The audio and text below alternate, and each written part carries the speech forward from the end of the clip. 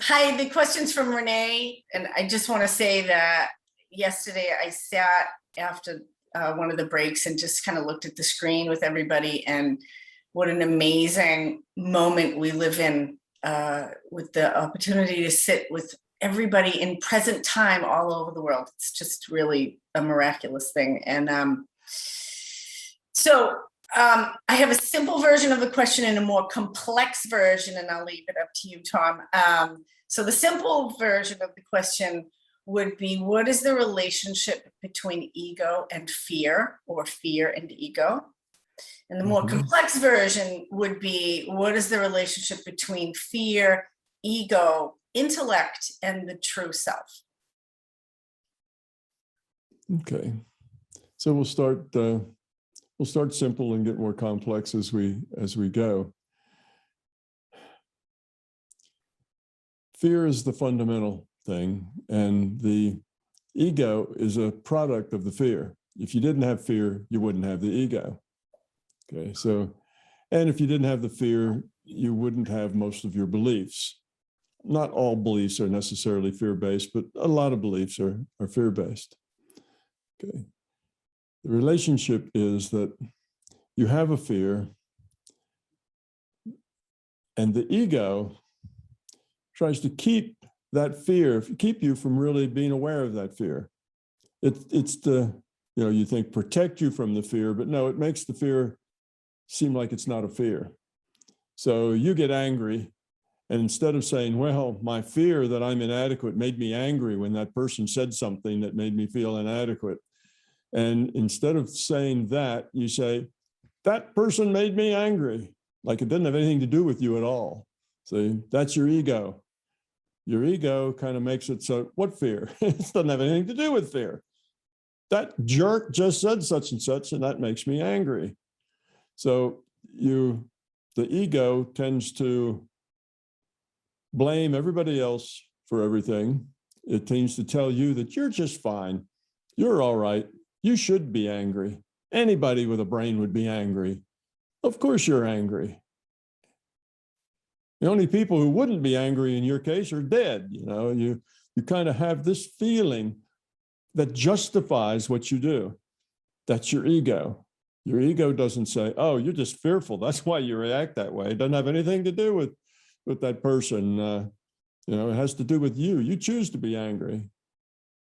But the ego tells the opposite story. You're not afraid. You're not fearful. You're fine, just the way you are. You're not only fine, you're better than that. You're really good. That's the ego. It's all about you, your needs, your wants. What do I need? I need people to be like this. People who are very self-centered have a lot of ego, because they have a lot of wants and needs, how other people have to behave and have to be. And if those other people don't behave the way that they want them to, then they get angry and upset, because they're not acting the way, B is not acting the way A wants them to act. Therefore, B is wrong and A is angry. That's just ego. So that's kind of the relationship between fear and ego. Now with belief,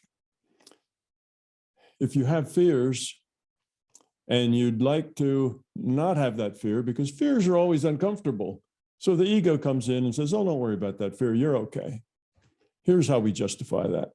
What the belief does is to come up with some kind of construct that makes the fear disappear. Oh, you're afraid of whatever, I don't know, you're afraid of death. Oh, don't worry about it. When you die, you're going to go to heaven and you'll have this nice little harp and you'll play your harp all the time. And, all your family will be around singing songs and everything will be wonderful for you. So don't worry about that. So that's a belief. That belief takes care of that fear.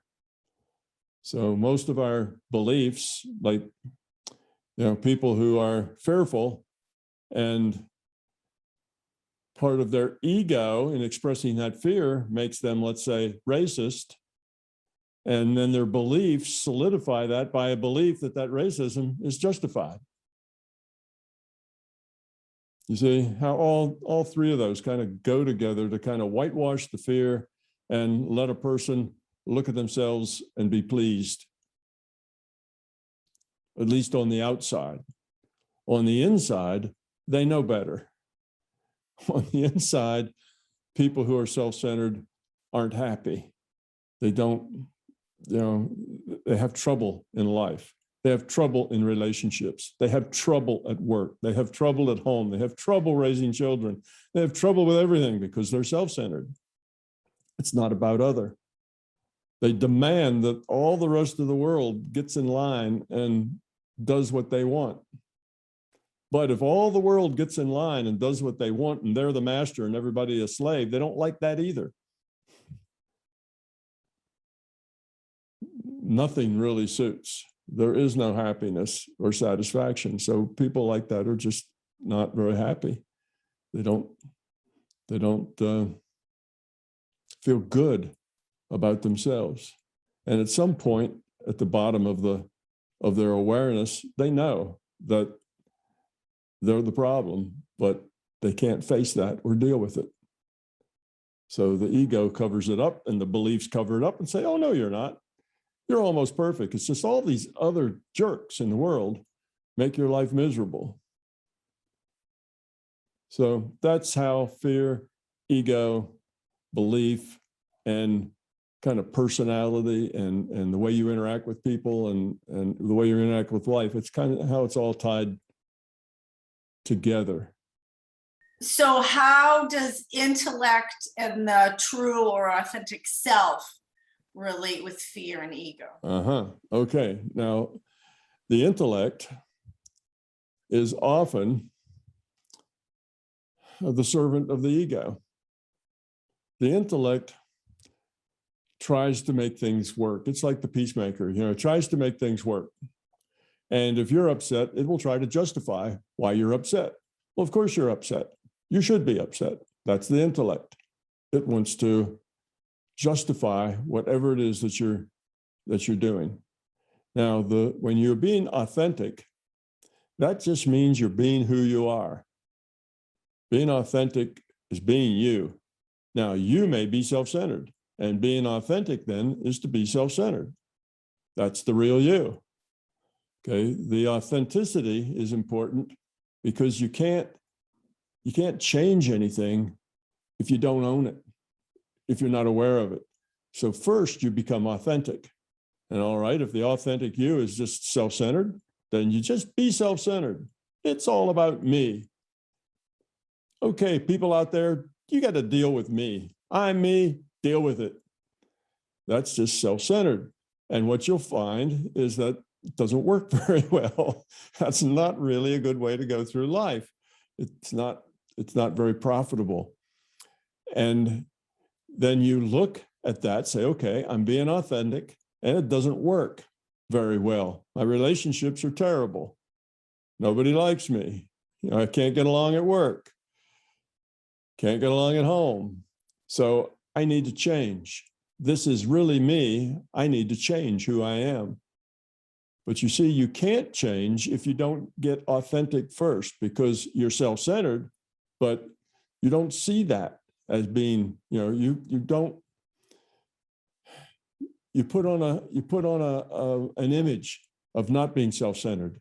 You smile, somebody says something that's not pleasant to you, and instead of lashing out at them, you grin, but you don't really mean it. You'd like to rip their eyes out, but you don't. You smile and say, that's nice.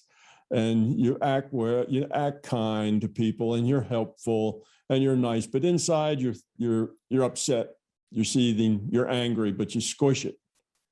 Okay, now your intellect can do all that. The intellect can say, you shouldn't act like that. Here, let's change your behavior. You need to be nice to people. Smile a lot. Be friendly. If somebody insults you, change the subject. Don't be upset. That never helps. The intellect tells you all that. That's your image. That's who you're trying to be. It's not who you are. What's inside of you is upset, angry, and annoyed, but you're smiling and you're being polite because your intellect tells you that's the way to be nice. So you see, the intellect will help produce an image. The image is something that the ego would like to see. And the true you, the authentic you, is however you really are. So if you're doing an image, if you're acting nice and acting polite and acting friendly, but it's not really, you're not really nice and you're not really friendly, you're just acting that way, you can't change it because you're not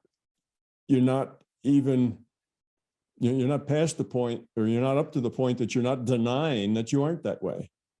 I am kind. I am nice. Well, then you're not going to change to actually be that way because you convinced yourself you already are. You're living in your image of yourself. So that's how all those things go together. So first step is to be authentic, and then look at that and say, how does the authentic me play in the world? How do I get along? What's it do for my relationships? And if the answer is not so good, then you have to change that authentic self to be better, not act better.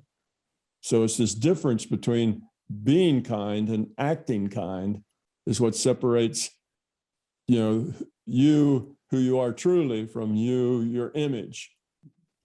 And your image and your ego work together to tell you that everything's fine and you're great and the rest of the world sucks. So does that kind of do it? Yep. Thank you. You're welcome.